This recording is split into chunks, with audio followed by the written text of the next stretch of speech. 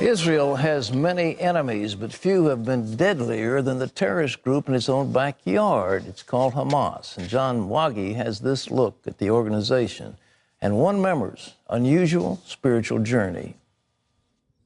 Armed with the Quran and the gun, the people of Hamas are trained to hate Israel beginning at early childhood. For more than 2 decades, Hamas terrorized Israelis through suicide bombings and thousands of rocket attacks.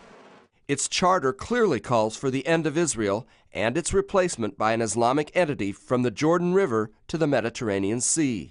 While Hamas military leaders were planning terror attacks on Israeli restaurants and buses, Mosab Hassan Yousef was growing up as the son of a respected Hamas founder. He became disillusioned with some in Hamas and began questioning his Islamic faith. Instead of planning terror attacks, Yousef began to prevent them as he worked with Israel's security agency, the Shin. He managed to give the most known names today as of the wanted terrorists to the Shin, to pass some kind of information about those terrorists, to prevent, on his own almost, to prevent more than tens and tens and tens of suicide attacks, and actually to save the life of hundreds of Israelis, and also almost on the way to prevent assassinations against Israeli officials. Yousef tells his remarkable story in a new book called Son of Hamas. Shin called him the Green Prince, and he's here with us, Mosab Yousef. Good to have you with us. It's an interesting book. Thank you. Thank you. Thank you. Thank you. Were you ever scared? You went across and were working for the Shin. I mean, you could have been killed any day. Yes? No? It was very dangerous, yes. But this is not what matters. What matters that we were saving civilian lives, children, women, Palestinians, and Israelis. How long did you work for Shin? I started working for them 1996. Yeah. And I finished working with them the end of 2006. So it was 10 years? Yes. Okay. Your father, in this book you wrote, seems to be a very nice person. He seems to have very genteel tastes. He's very compassionate, and yet Hamas is a killing machine. Yeah, this is the problem about Hamas and Islam. When you meet with Muslims in general, not only my father, and you see the hospitality, you see the compassion of people, you get confused. Mm-hmm. And what I say that Muslims have moralities more than their God. Their God is the problem. Their ideology is the problem. And Muslims are victims of their beliefs and their God. You think their God is a God of, he's a killer, he's a terrorist? If in the Quran, their God asked them to kill infidels, to kill people who don't believe in him. Okay. Christians, Jews, and anybody who doesn't believe in Islam, those are his words. And all Muslims believe that this Quran, word by word from God. So who's responsible in this case? I believe the root of the problem starts from the Quran, starts from the words of this God. Is there such a thing as a moderate Muslim? Are they all believers in the Quran? No, Muslims, all of them believe in the Quran, but the problem, do they really understand what's in the Quran? Mm-hmm. So most Muslims are traditional Muslims. They are moderates, they're good people. They're not bad and they want to go out and kill. But we cannot judge Islam for the behavior of Muslims. So when we see the majority of Muslims acting nice, we say, oh, Islam is a nice religion. And with the minority of terrorists act terrorism, we say Islam is a religion of terrorism. So what we say, that Islam has a little of poison, but this poison is enough to kill. It doesn't matter if the food is very delicious and it looks nice. If it has a drop of poison, it's enough to make the entire dish poisonous. You grew up as an observant Muslim. Your father was a founder of Hamas. Yeah. Did he indoctrinate you in these things? Yeah, absolutely. I saw in Islam as a hope for humanity, not only for Palestinians. That was a project that one day we had a dream to establish an Islamic global state. Oh. In order to bring humanity justice. And this is a big dream. We worked for this. My family sacrificed a lot. I spent in Israeli jails 29 months in total for that cause.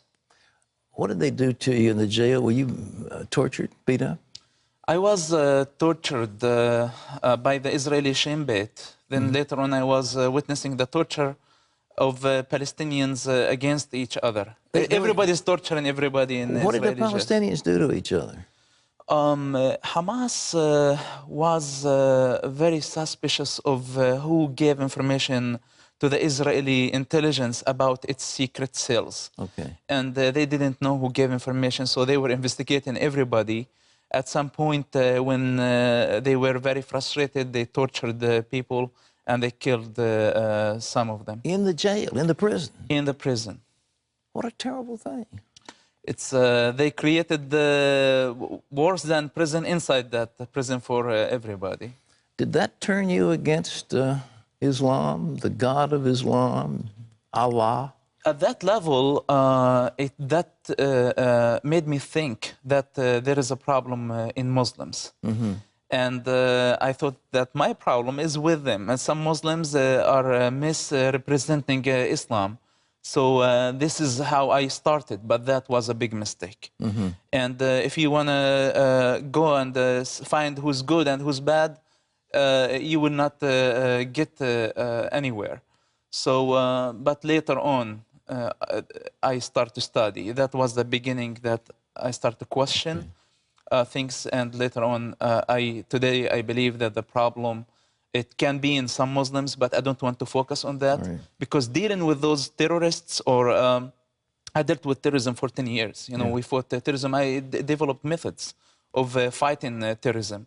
But the problem that I figured out that we were fighting a ghost. And this is why I gave up, and I didn't want to keep going. I believe today that the problem with their ideology, if we go fight terrorism, we will lose, because if they die, they win.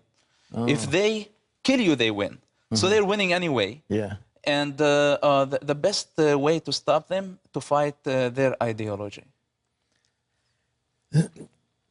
How did you survive? You had the name the Green Prince, Shin Bet. They looked after you, but you had to go to prison from time to time just to keep your cover. Yeah, I had to go to prison several times while I was a Shin Bet agent, and I was a Christian also. Yeah. Hanging out with the 2,000 terrorists that I was the cause of arresting most of them. Yeah. And they had no idea that I was the one who put them in jail in the middle of the desert, and I had to keep my cover as much as I could. How many people did you spare, will you reckon, over your career? How many innocent lives were spared? Yeah, this is not a police work. Most people think that I was behind everything. You know, this is a joint effort. In intelligence, many people work. We have human resources, we have technology resources, and everybody work together. But I was in a position to understand how to solve puzzles better than anyone else, including Shin Bet top experts. So they would bring me lots of information that they have. In fact, Shin Bet provided me with information. I didn't provide the Shin Bet with information. They didn't know how to deal with this type of information. I knew how to deal with it. Well, there were several bad. That Barghouti was one of the key assassins, but did you contribute in any way to his arrest? He got arrested. There's Marwan Barghouti, was that his name? Yeah, Marwan Barghouti is, they call him the engineer of the Intifada, and I was with him from the beginning, from day one.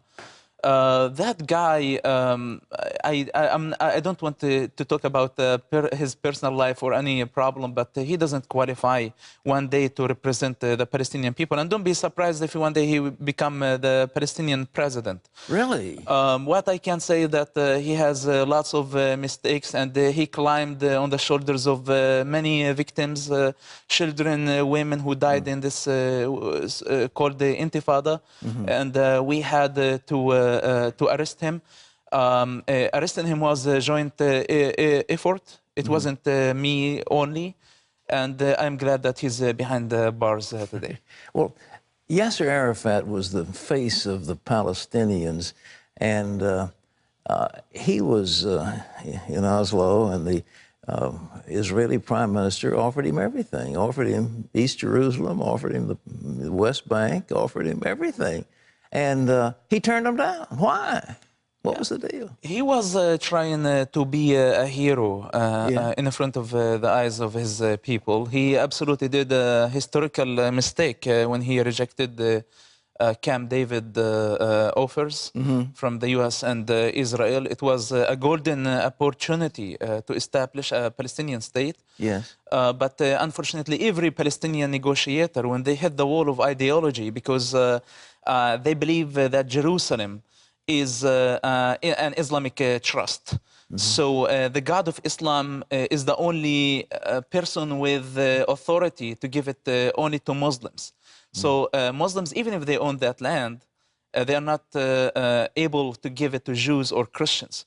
So all the time, the negotiators, when they go, they hit the wall of ideology. This is why negotiation keeps collapsing. There can never be one then. They could never make a negotiation. If they keep Islamizing the Palestinian case, they're not going to be a solution forever. And even seculars, if they will be able at some point to have a peace agreement with Israel, fanatics at some point will blow everything up. Well, was Arafat greedy? He just wanted, he was very rich. Did he want more money and more power? The man was absolutely corrupt, and he centralized everything. It was about him.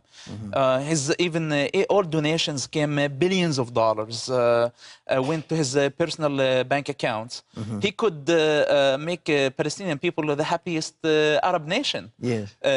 Because of those donations, but he used people, and the PLO, most Palestinian leaderships, unfortunately, used the poor people, poor Palestinian people who really need a break. Yeah. They use them as a fuel to burn in order to get more rich and to enjoy life.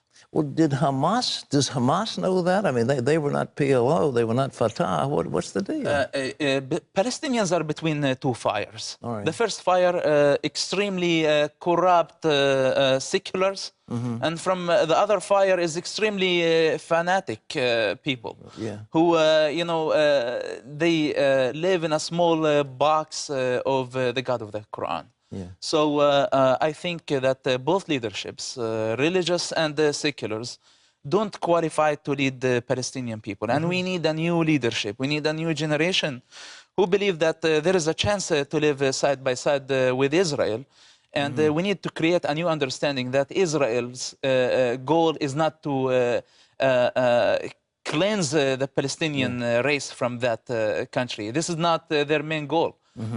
They want just to make sure that their neighbors will not keep manufacturing missiles. Well, you were treated quite well by Shin, weren't you? I mean, when you first met them, they said go to school. I don't want to say that they needed me, so they had to do. What I can say that the Shin Bet, it has inside some people who are racists, who do mistakes, who are willing to kill a Palestinian, and go around the law. But at the end of the day, the Shin Bet, as agency, as any intelligence agency, at the end of the day, they are committed to the Constitution, they are committed to the law. And even if there is a bad guy, this doesn't mean that the entire Shin Bet is bad, but they are not perfect. They have their own mistakes. I was against their attempts to assassinate people when I was there, and I still say assassination is not going to bring Israel peace. What will? What do you think? What will bring peace? Of course, the world doesn't want to hear this. We tell them Jesus Christ will bring peace. So everybody's telling me, okay, do you want to convert everybody in the Middle East to Christians in order to achieve peace? We tell them, this is not our goal. And if this is our goal, we don't push Jesus Christ to anybody. We give them a gift. We tell them, here is the gift of love, Yes. the unconditional love, the gift of forgiveness, and this is how you will be able to move on. Will you accept this gift from us? You don't have to come to churches and worship Jesus Christ with us. But those are principles that Christ brought to us. Yeah. Would you adopt those principles in your lives? If they agree humbly to adopt those principles, there'll be I peace. guarantee you that there will be peace in the Middle East. It's not a matter of a Palestinian state or East or West Jerusalem. First, people need to have peace inside Amen. to be able to have peace outside. Are you safe now? Are they after you? Your father disowned you, I think, didn't he? He did disown me, unfortunately. You know, I love my father and he loves me. I have a heavenly father now who took care of me in a war zone where missiles flying all over the place. Sure. Today I'm here in the United States and I am not in a hide. I'm just living a normal life, and they're not going to do anything if God is in the picture. Well, folks, this book is called Son of Hamas. It is very interesting. It's got all kinds of incidents where our guest was saved by extraordinary things, the interplay between the Hamas and the PLO and the Shin Bet, the Israeli security. You want to get it. It's sold by somebody or other. Who's your publisher? Tyndale. Tyndale's the publisher. Okay, well, you can get it where books are sold, and it's called Son of Hamas. Thank you so much for being here. Thank you very much. You're terrific. Thank you. God bless you.